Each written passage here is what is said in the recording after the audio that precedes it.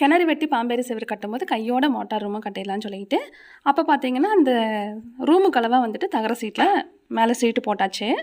இப்போ வந்துட்டு இந்த ஃபில்டர்லாம் போட்டதுக்கப்புறமா அந்த ஃபில்டரு பைப்பெல்லாம் வந்துட்டு வெயிலில் காயுது, மழையில் நனையுது. சரி, அதுக்கு கொஞ்சம் எக்ஸ்டெண்ட் பண்ணி விடலாம்னு சொல்லிட்டு அந்த கலர் ஷீட் வந்துட்டு எக்ஸ்டெண்ட் பண்ணியிருந்தாங்க.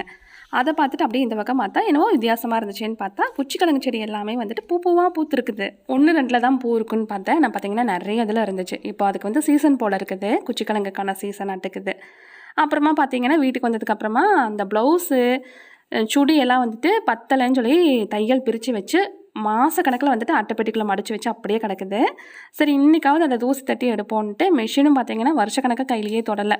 ஃபுல்லாக ஆயில் விட்டு தூசியெல்லாம் தொடச்சிட்டு சரி இன்றைக்காவது ஸ்டார்ட் பண்ணி வைப்போம்னு சொல்லிட்டு அதை கொஞ்சம் தைக்க ஆரம்பிச்சிருக்கிறேன். அதுவும் ஏன்னு பார்த்தீங்கன்னா நைட்டியெல்லாம் கிழிஞ்சிருச்சு. புதுசாக நைட்டி எடுத்துகிட்டு வந்தங்காட்டி அது ஓரம் அடித்து தான் போடுற மாதிரி இருந்துச்சு. அதனால் வேறு வழியே இல்லாமல் ஸ்டார்ட் பண்ணியாச்சு.